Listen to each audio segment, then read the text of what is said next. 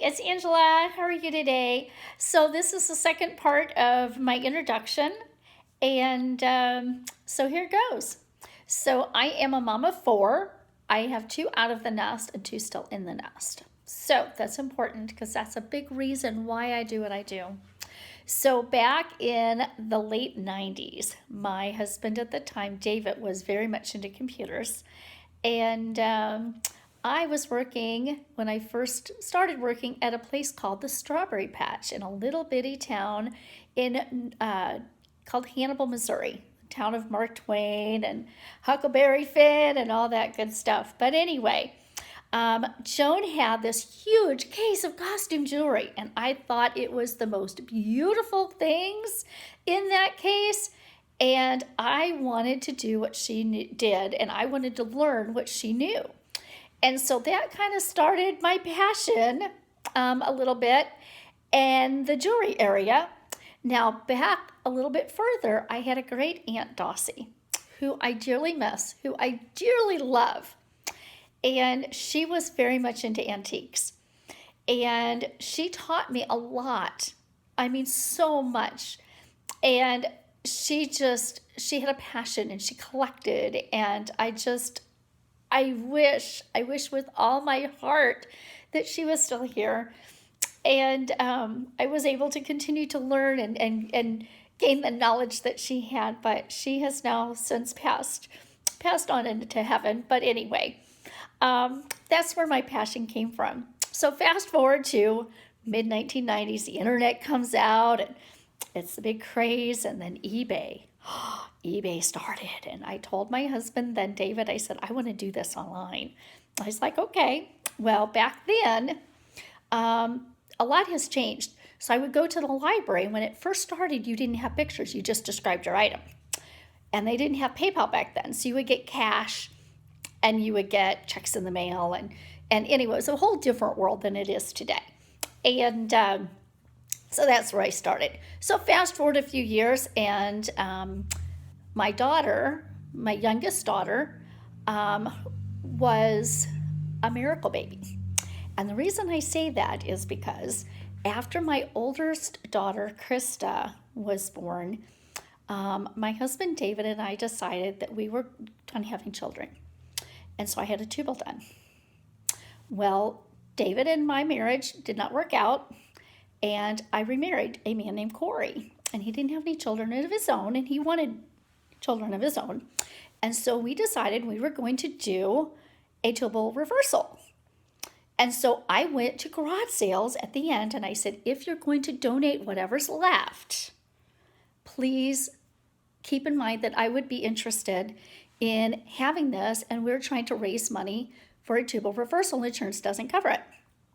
So long story short, in just a few months, I was able to save up thousands of dollars by selling on eBay in order to have a tubal reversal done. Dr. Levine, Louisville, Kentucky, one of the best success. Oh my goodness, girls and guys, within a few months, I was expecting my little miracle Gabriella. And afterwards, we had Alexander. So totally took. He was a wonderful doctor. Totally, definitely recommend him. And so fast forward now a few more years, and my daughter Gabriella had some medical challenges. And so she has had 13 surgeries. 13. Between her arms and her heart and her eyes. And anyway, she has been at Cardinal Glennon in St. Louis. Wonderful hospital. Also recommend Cardinal Glennon all the way. And it was very wonderful to be able to sell on eBay and take care of my daughter. And if I needed to go to the hospital, I went to the doctor. I didn't have to ask permission to schedule an appointment. I didn't have to ask permission. Oh my gosh, my daughter has to have surgery. I need a couple days off. I didn't have to do any of that at all. And it was such a blessing. And then we decided we were going to homeschool.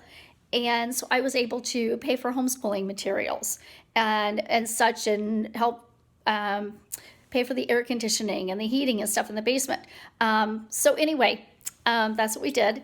And it was a really good blessing for our family.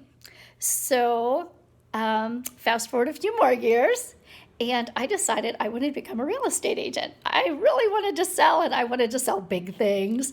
And so I took the real estate exam, and I'm now married again, third time's the charm.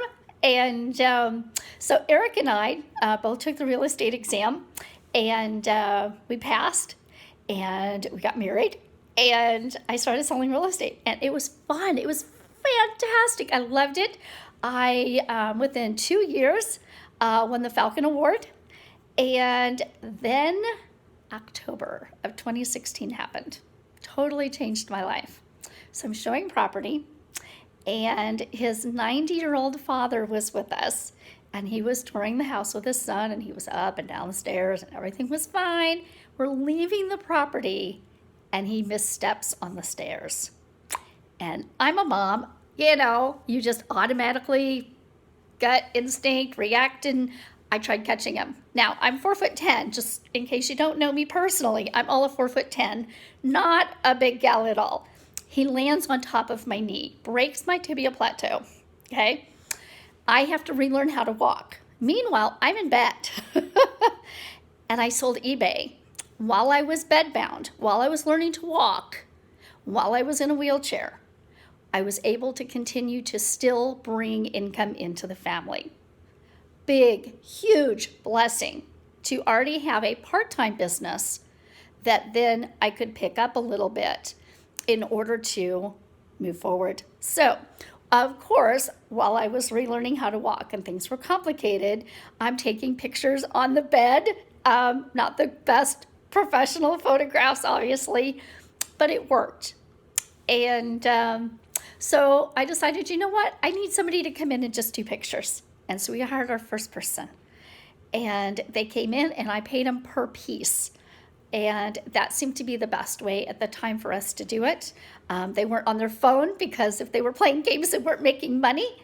And so it worked out really well. And now we have 11 people that work for us part-time. And we have a manager, just so you know, Ariel. And you may see her in a video or two coming up. And so it's been a very good transition. So since my knee accident, I'm limited. I have good days, and I have not so good days. This last year, I had liver surgery. I had a growth on my liver that was the size of a softball that was pushing into my stomach and my diaphragm. So I was coughing a lot. I was having problems breathing. I was having problems eating. So I had 6 days notice, 6 days of having that surgery. And bless Ariel's heart, she hadn't been with us very long. I'm like, got 6 days. I'm promoting you to manager. Let's roll and let's train. And she's been great. And she has been just phenomenal to have a different set of eyes. And we've been able to really grow our business, and we've just changed so much even in this last year, in 2019. So that's a little bit about us and why we do what we do. And we take vacations. We can source on the way there. We can source while we're there. We can source on the way back. And if we do that, we can write off the miles. We can't write off the whole trip, obviously, if we're going on vacation for a different reason. But as long as we're going sourcing, we can do the mileages from home to the source, to the next source, to the next source. And so that helps with taxes. And I'm not a tax expert, not a CPA, but that's straight from my CPA. So just a little bit of hint of how you can kind of work things around and make money while you're on vacation. And I'll share a little bit about another tip that I have for you on eBay and keeping things consistent, because that's a really big key as well. So anyway, that's a little bit about me. My husband's name is Eric. And if you see behind us, we have a beautiful grand piano. And he actually has a degree in piano performance, and he prefers classical. He does. And when he plays the piano, it's like watching his fingers dance across the keyboard. It's wonderful. Maybe I'll get him to do that. He doesn't like the camera very much, and probably likes the video even less. I think I've gotten 2 videos in 5 years, but maybe we'll see how that rolls. But he is a great piano player, and he actually works outside of the home and helps with insurance and different things like that. But one of the things that we would love is within the next 3 years is to be able to grow our business enough that we can both work full-time doing e-commerce.